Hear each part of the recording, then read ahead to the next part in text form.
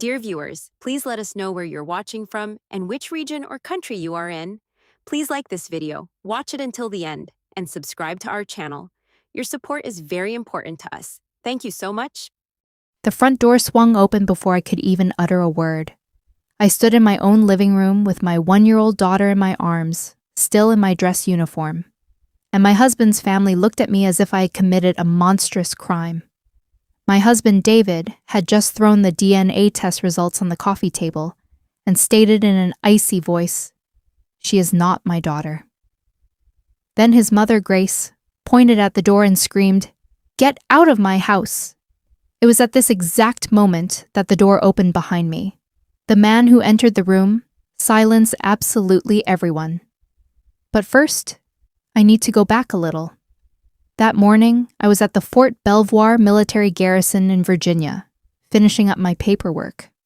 After a long period of field exercises and staff work, I was tired with that special, deep military exhaustion that seems to seep into your very bones.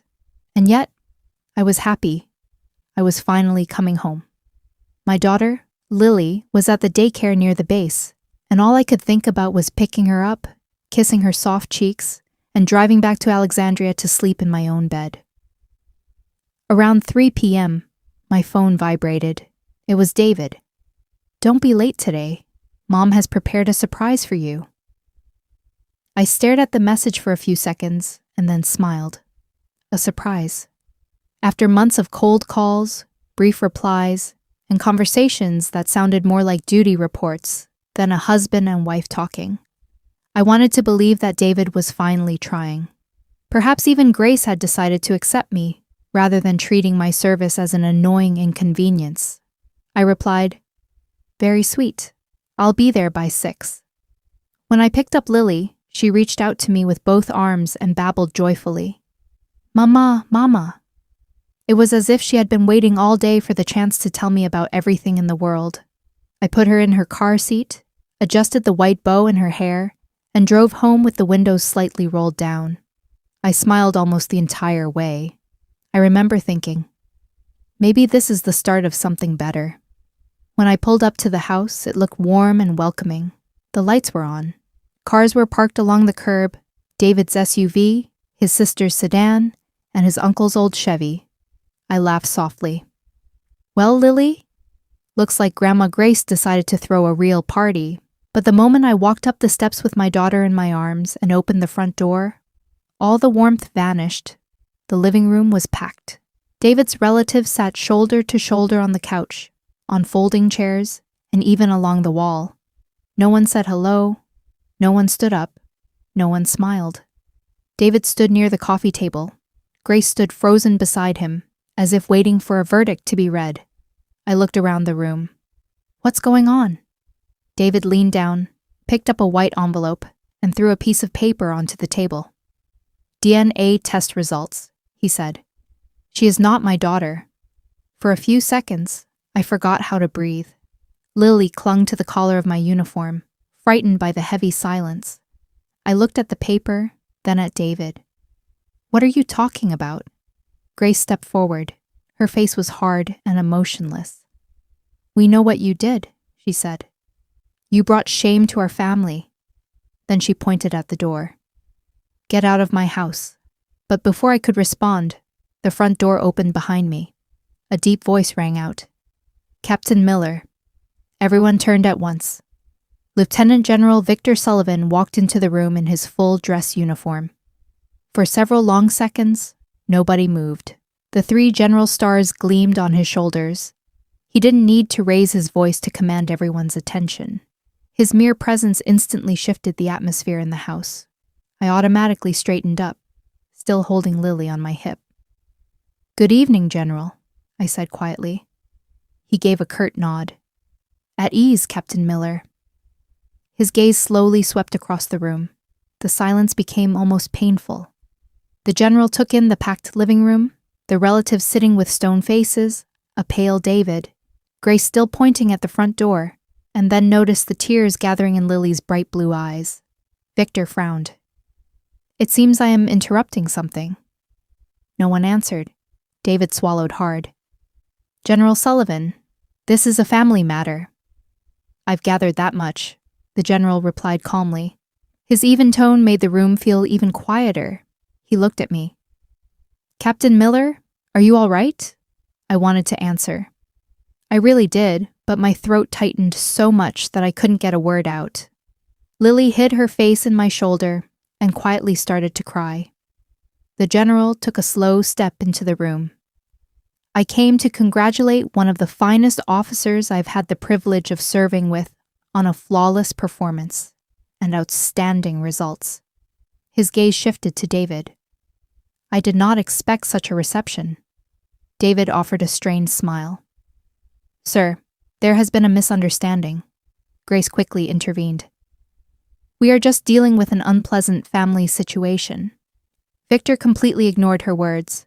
Instead, he noticed the piece of paper on the coffee table. May I take a look? David hesitated, then picked up the document and handed it to the general. It's a DNA test report.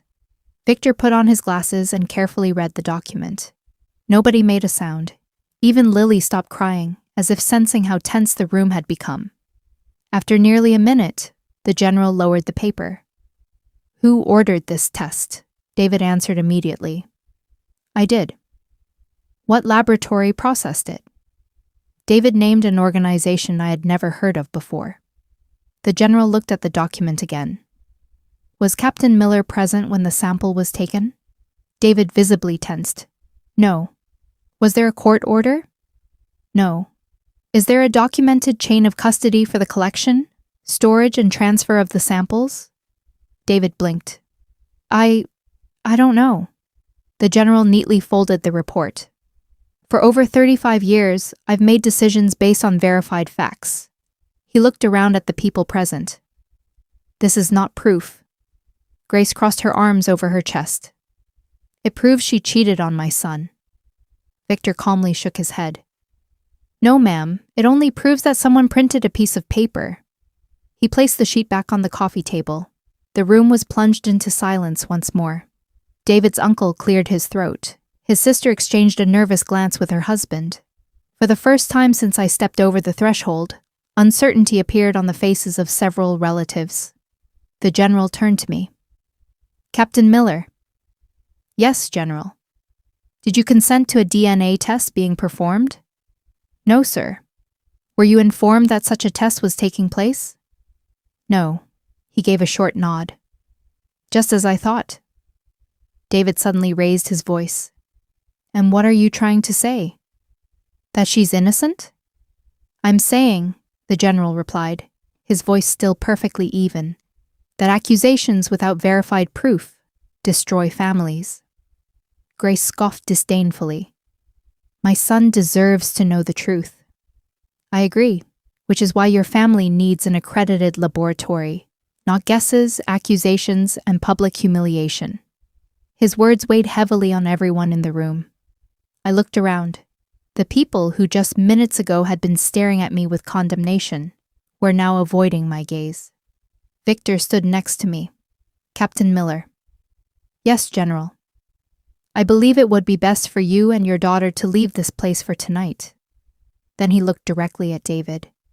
And I strongly advise against making any further accusations until the truth is established. I adjusted Lily on my shoulder and turned toward the door. In that moment, I realized that everything had changed. For the first time that evening, I was walking away unashamed and unbroken. Beside me was a man who believed I deserved justice. Victor walked Lily and me all the way to the car. The evening air felt unusually cold, even though it was already late spring in Virginia.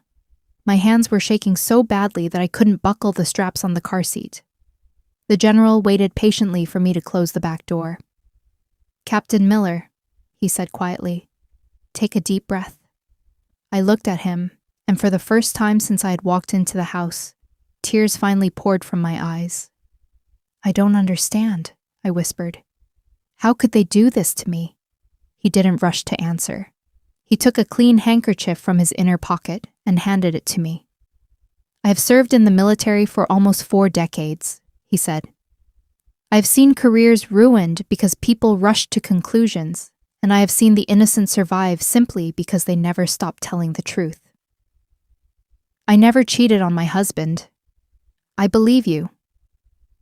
Those 3 words almost broke me completely, not because they immediately solved anything, but because they were the first words of trust I had heard all evening. Lily reached her hand through the open car door and wrapped her tiny fingers around my sleeve. Mama. I smiled through my tears. Everything is okay, sweetie. The general glanced toward the house. I will have someone assist in finding you a safe place for the night. I can stay with my friend Olivia. Olivia Bennett was also an officer and served at Fort Belvoir. Years ago, we had studied together at the military academy, and we remained close friends after graduation. Good. Victor took out a business card and wrote 2 names on the back. The first belonged to an experienced military defense attorney, the second to a family lawyer in Alexandria who frequently represented military families. If this goes to court, the general said, do not try to handle it all on your own. Thank you, General. Before leaving, he looked me straight in the eye. And one more thing. Yes?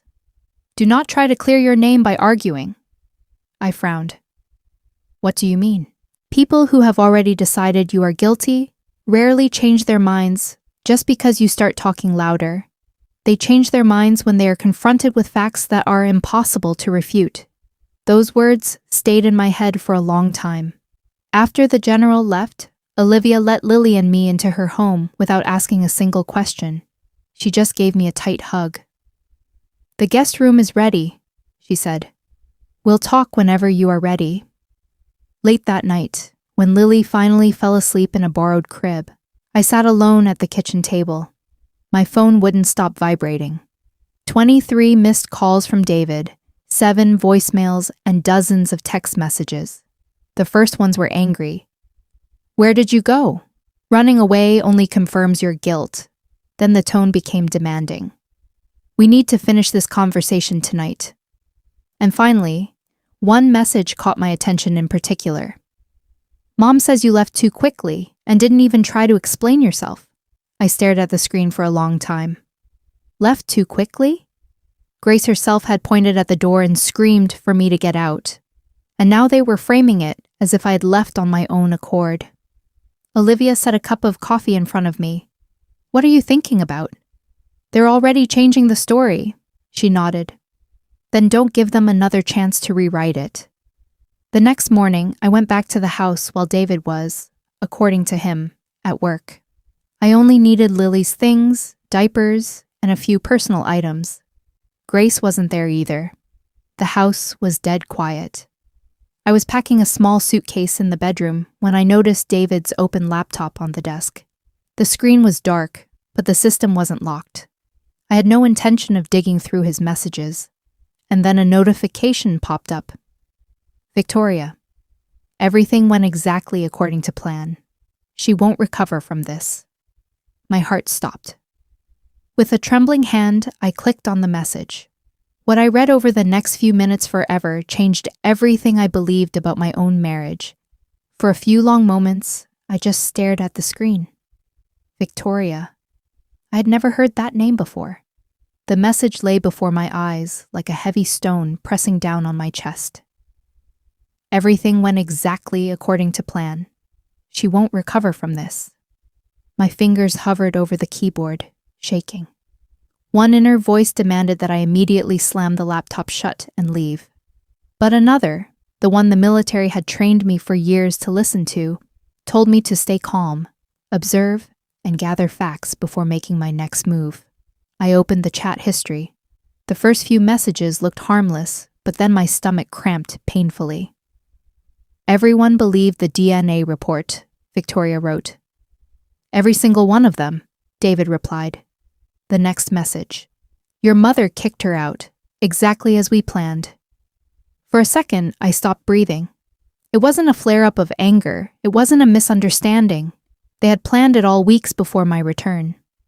I took out my phone and started taking pictures of every page of their conversation. There were dozens of messages. In some, they discussed how to humiliate me in front of David's entire family. In others, how to ensure I left the house without asking too many questions. One message instantly grabbed my attention. Once she's gone, the house will be much easier to sell, Victoria wrote. Sell the house? I frowned. David had never once mentioned selling our home. Just below that was another message. She'll probably just go back to the base, David wrote. She won't fight me in court. Those words hurt much more than I expected. After 9 years of marriage, he was certain he knew exactly what I would do. I continued photographing the screen. Then I noticed a folder on the desktop labeled Taxes. I almost didn't open it. Almost. Inside were several files and recent bank statements. One transfer immediately caught my eye. $20,000 from our joint savings account, sent 3 weeks ago. I opened the next statement, another $15,000, then another. While I had been serving my country, nearly $45,000 had quietly vanished from our account. What have you done, David? I whispered. Outside, a car door slammed. I froze. Walking over to the second-floor window, I saw Grace's car pulling into the driveway. She wasn't supposed to be back. I quickly emailed the photos from my phone to my personal account, logged out of the profile on the laptop, and closed it exactly as it had been. Then I grabbed the bag with Lily's things and hurried downstairs. Grace walked into the house just as I reached the hallway. Her face instantly hardened. I believe I told you never to come back here. I only came for Lily's things. She crossed her arms. You've ruined enough already. I looked at her calmly. I'm not the one who ruined this family. Grace laughed bitterly. And you think I'll believe you? No. I picked up Lily. I'm counting on the truth speaking for itself. Without another word, I walked past her. For the first time in my life, I felt no need to justify myself. Outside, I buckled Lily into her car seat and drove straight to the address on General Sullivan's business card. That same day, I met with Madeline Lawson, an attorney.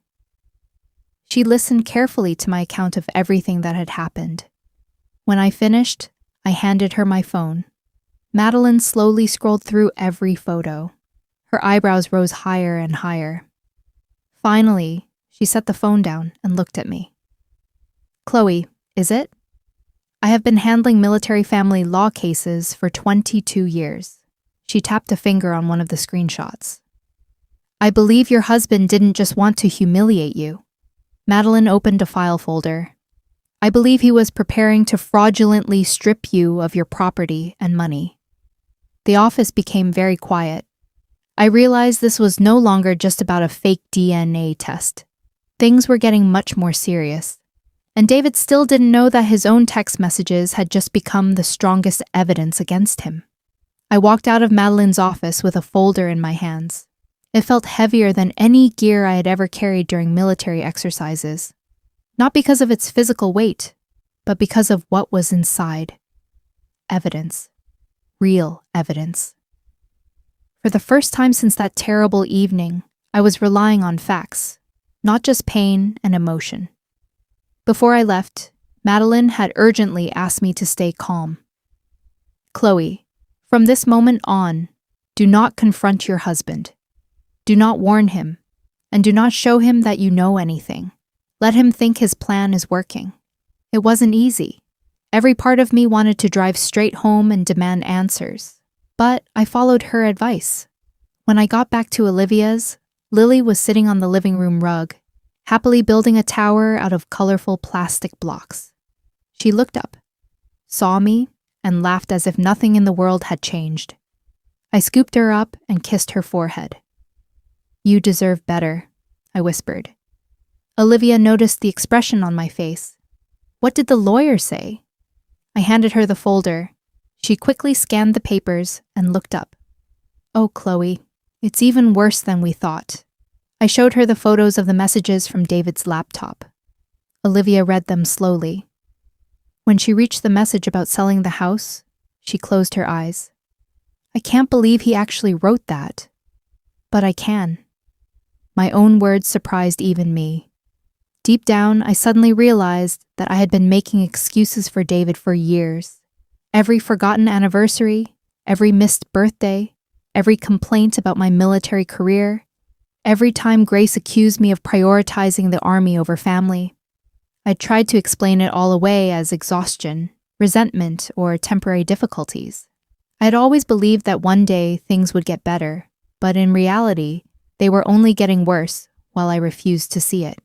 The next morning, Madeline called. I started tracing the money. What did you find? The money hasn't been spent. It hasn't? No. It was transferred to another account. It turned out that almost 8 months ago, David had opened a separate bank account that I knew nothing about. Most of our joint savings had gradually been siphoned in small transfers. Madeline explained that people often do this in the hopes that the missing funds won't be noticed. How much money are we talking about? Just under $50,000. I was silent. This wasn't just savings. This was Lily's future. The down payment for the larger house we had dreamed of. The emergency fund we had built together over the years. I found something else too, the lawyer continued. What is it? An invoice for a consultation. With whom? A divorce attorney. The consultation took place almost a month before you returned from Fort Belvoir. My heart sank heavily. David hadn't made a terrible mistake during one emotional evening. He had been preparing for this well in advance, while I was still deployed. Madeline went on. And one more thing, Chloe. The laboratory listed on that DNA report. I held my breath. It seems they lacked the necessary accreditation. What does that mean? In court, a report like that will likely have absolutely no evidentiary value. Furthermore, it might be a complete forgery. I leaned back in my chair. The room suddenly felt too quiet. David hadn't just believed a questionable document. He had consciously decided to use it. Later that day, I received an unexpected call from General Sullivan.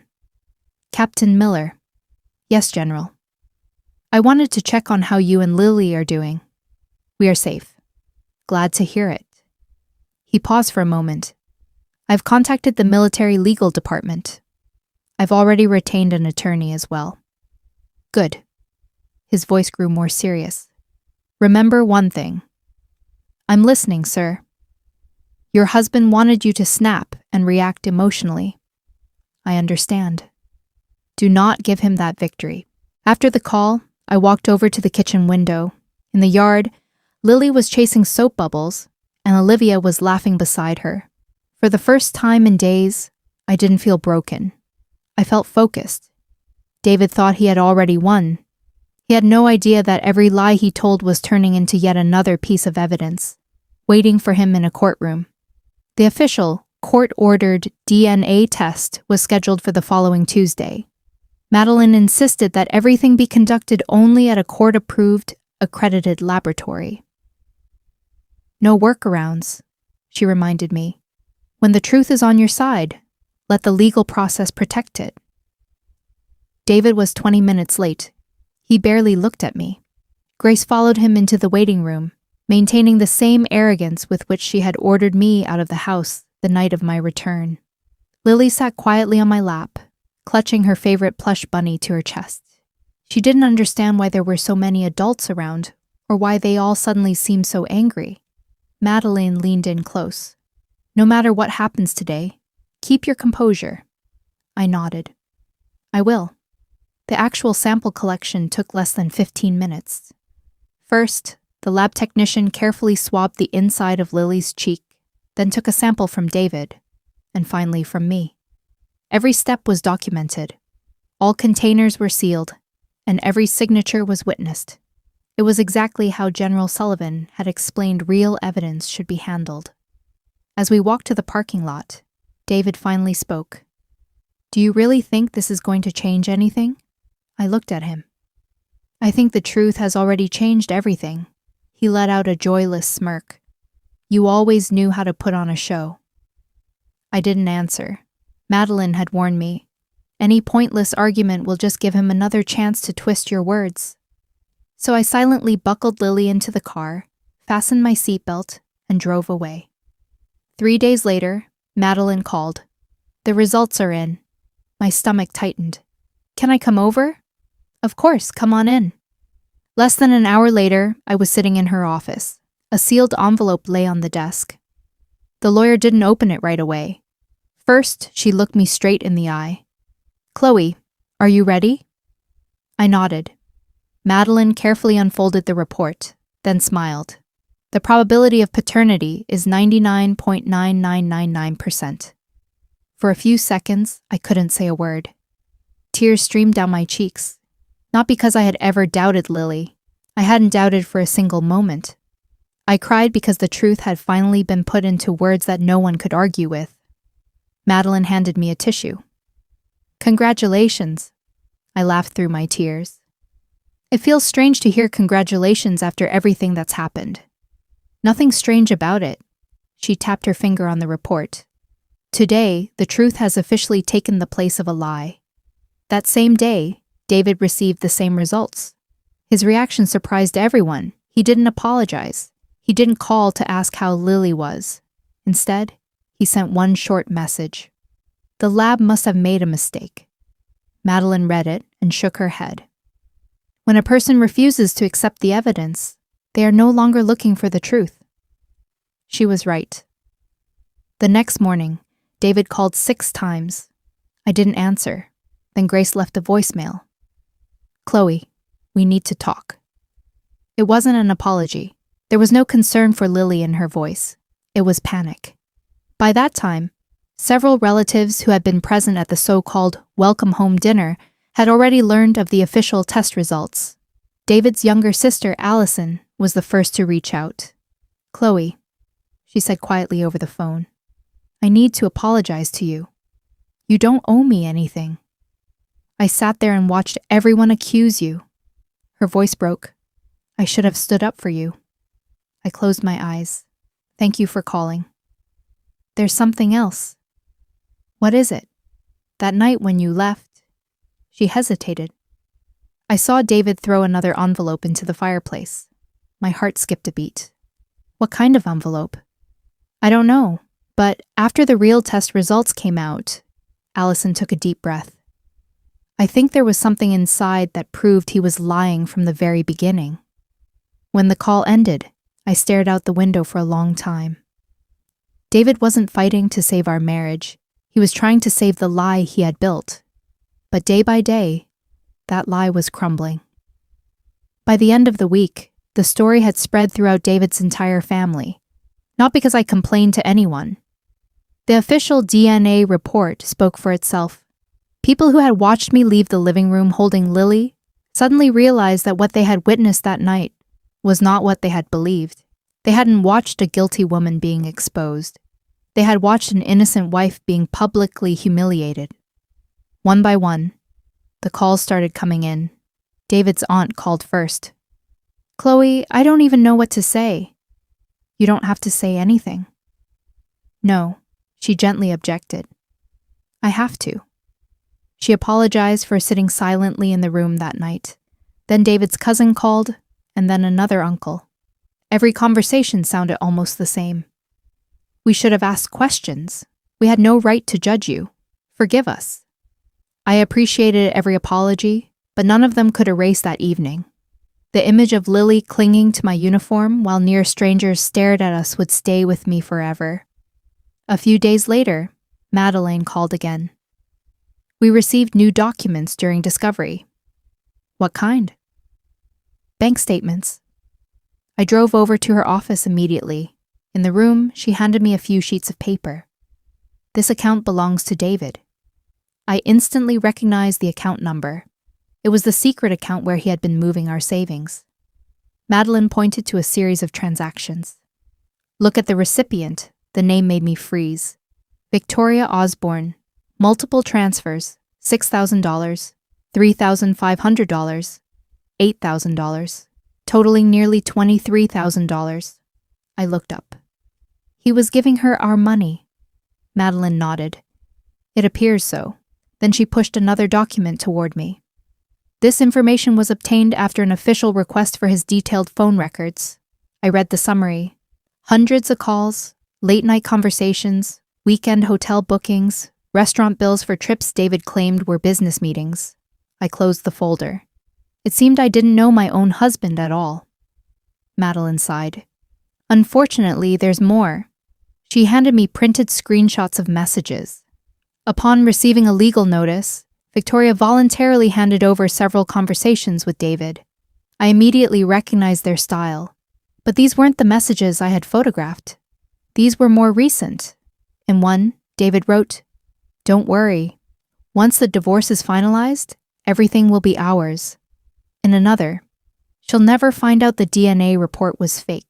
I couldn't tear my eyes away from those words. This was it. Not suspicion, not confusion, not jealousy. A confession. David had known from the very beginning that the report was forged. Madeline quietly closed the folder. I believe this changes everything. Later that day, my phone rang. The name on the screen surprised me. Victoria Osborne. For a few seconds, I considered declining the call, but then I answered, "Hello." Her voice was nothing like what I had expected. It sounded tired and almost frightened. "Chloe, I know you probably hate me." I stayed silent. She continued, "I didn't know he was still living with you as a husband." "What did he tell you?" "That you had already separated." I closed my eyes. "David swore you were only staying married for the military family benefits and allowances." Every sentence felt like another blow. Victoria's voice trembled. "When I found out the truth, I ended the relationship. But you helped him humiliate me." "I know." She started crying. "And I will regret it for the rest of my life." We both stayed silent for a few seconds. Finally, Victoria whispered, "I already sent your lawyer everything I have." "Why?" "Because Lily deserves better than the lie we helped create." After the call, I sat in Olivia's backyard, watching Lily run across the grass chasing butterflies. Children have a wonderful ability to live entirely in the present, without resentment, without a thirst for revenge, only with joy. Looking at my daughter, I realized one important thing. This fight had never really been about proving my innocence. It was to ensure that Lily grew up knowing that the truth matters, even when lies scream much louder. The divorce hearing was scheduled for the second week of September. By then, it had been almost 4 months since the night David and his relatives tried to throw me out of my home. I walked into the Alexandria Circuit Court, not in my military uniform, but in a dark blue business suit. Before the hearing, Madeline gave me one simple piece of advice. "Today, you are not here as an officer. You are here as what? As a mother." Those words stayed with me as I carried Lily down the courthouse hallway. Olivia stayed with her in the waiting area, while Madeline and I entered the courtroom. David was already there. He had changed, lost weight, looked haggard, and the arrogance he carried during that disastrous dinner was gone. Grace sat behind him, and for the first time, actively avoided my gaze. When the judge entered, everyone rose. After opening statements, Madeline calmly presented the evidence. The official DNA report, bank statements confirming David's secret account, transfers to Victoria, messages discussing the fake test, and the screenshots proving that the public accusation was planned well before my return from Fort Belvoir. Not once did Madeline raise her voice. There was no need. The facts spoke for themselves. David's lawyer tried to convince the court that his client had acted out of genuine concern and truly doubted his paternity. The judge studied the documents in silence for a few minutes, then asked David a single question. "Did you know that the submitted DNA report was not verified by an accredited laboratory?" David hesitated. "I wasn't sure." Madeline immediately handed the judge the next document, a printout of one of David's own text messages. "She'll never find out the DNA report was fake." Dead silence fell over the courtroom. The judge adjusted his glasses. "Mr. Miller," he said calmly but firmly, "this message indicates that you knew exactly what you were doing." David lowered his head. His lawyer didn't ask a single further question. Then the court moved on to the matter of Lily. The judge reviewed her medical records, daycare reports, my service schedule, character references from neighbors, Olivia, and even General Sullivan. The general himself was not present in court that morning. Instead, he had sent a written statement. The judge read a part of it aloud. Throughout her entire service, Captain Chloe Miller has consistently demonstrated integrity, principle, and exceptional judgment. I trust her completely as an officer and as a mother. Tears welled up in my eyes at those words, not because I was being praised, but because, at a critical moment, a man had taken the time to openly defend my good name. The hearing lasted almost 4 hours. Finally, the judge announced his decision. Primary physical custody of Lily was awarded to me. David was only permitted supervised visitation until he completed a court-mandated parenting and family relations course. The hidden funds siphoned from our joint savings were to be returned to the marital estate. Furthermore, the court ordered David to cover my legal fees related to his use of the forged DNA report. When the hearing ended, David slowly approached me in the hallway. For a moment, I thought he was finally going to apologize. Instead, he quietly asked, "Do you really think you won?" I looked at Lily, sleeping peacefully in her stroller, and then back at him. "This was never about winning." I paused. "I was protecting our daughter from the consequences of your decisions." Without adding another word, I turned and walked away. For the first time in months, I didn't feel like someone seeking revenge.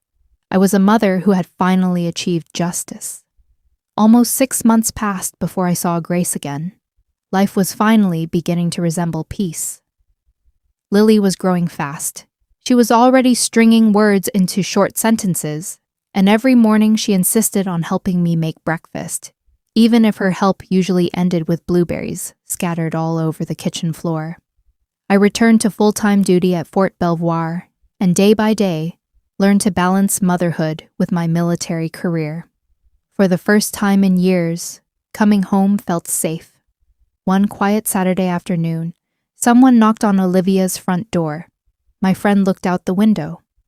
"Chloe," she said in surprise. "I think you'd better see this for yourself." I stepped closer. On the porch stood Grace.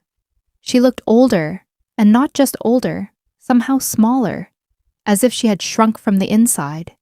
The arrogant woman who had ordered me out of her house was gone. Now, standing at the door was an 80-year-old widow holding a small white gift bag. Olivia looked at me.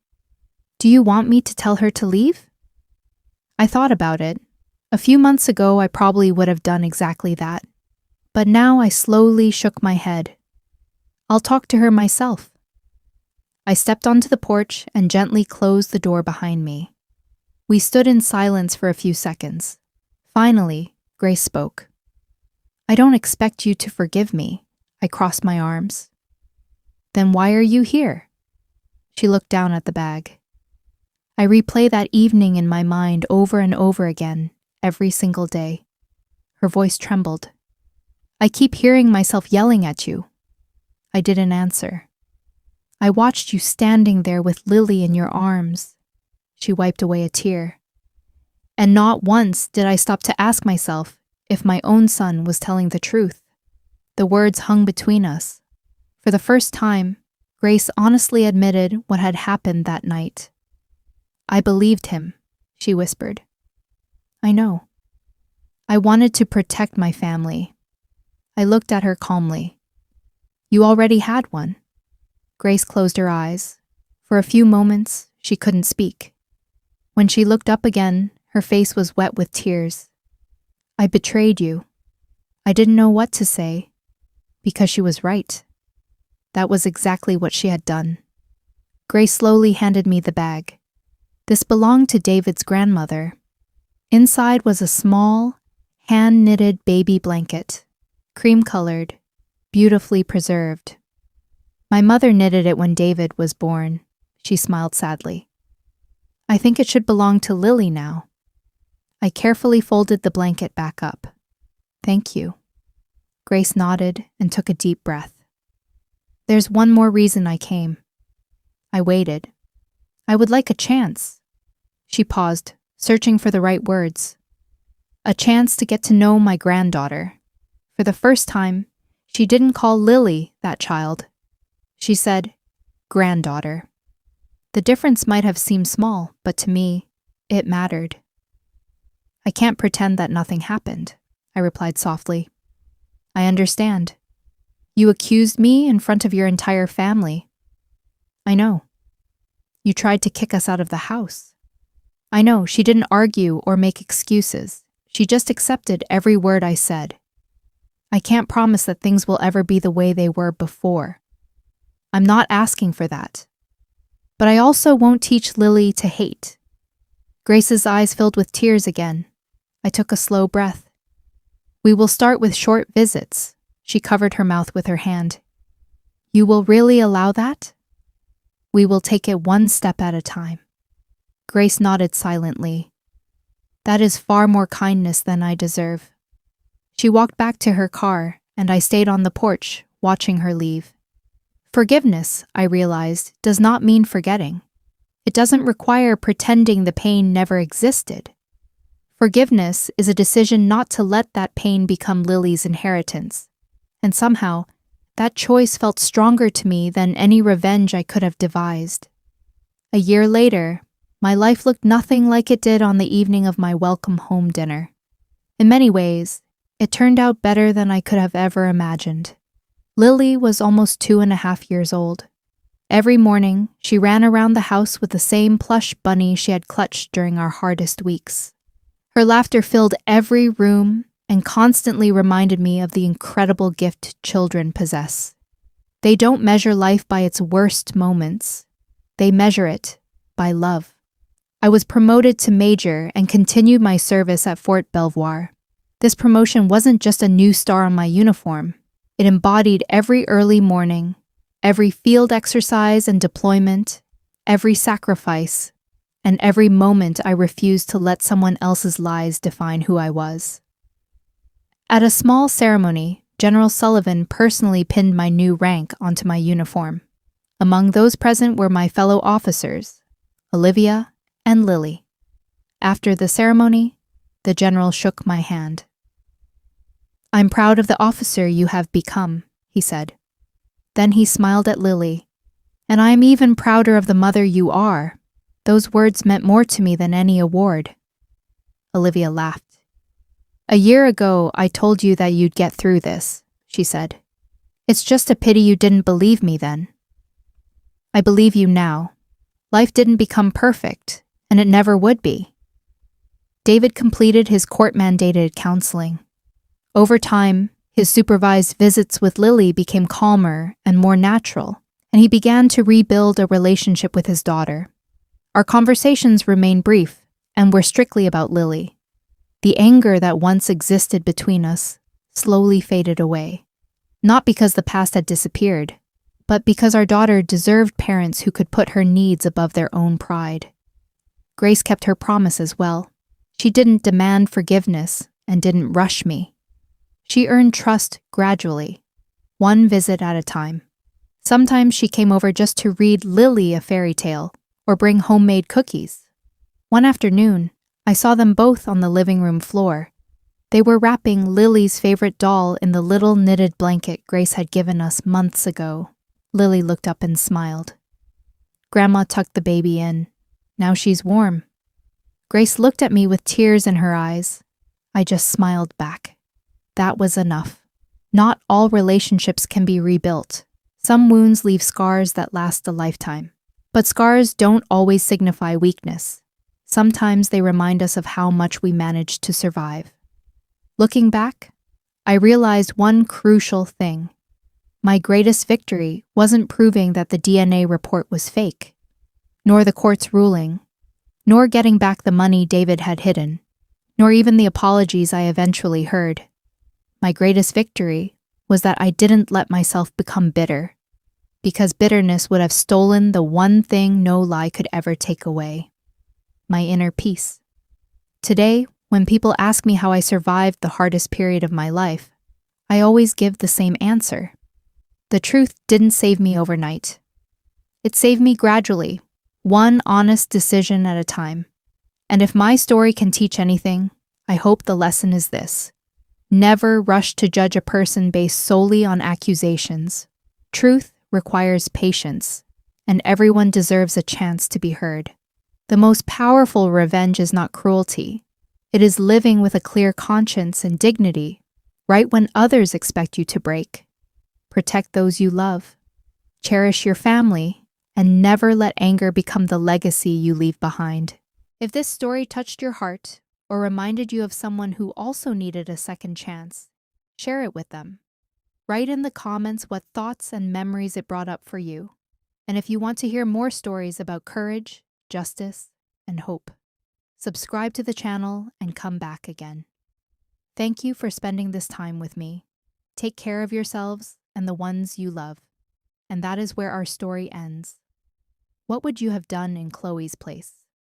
Could you have forgiven without forgetting what you went through, or would you have closed that door forever?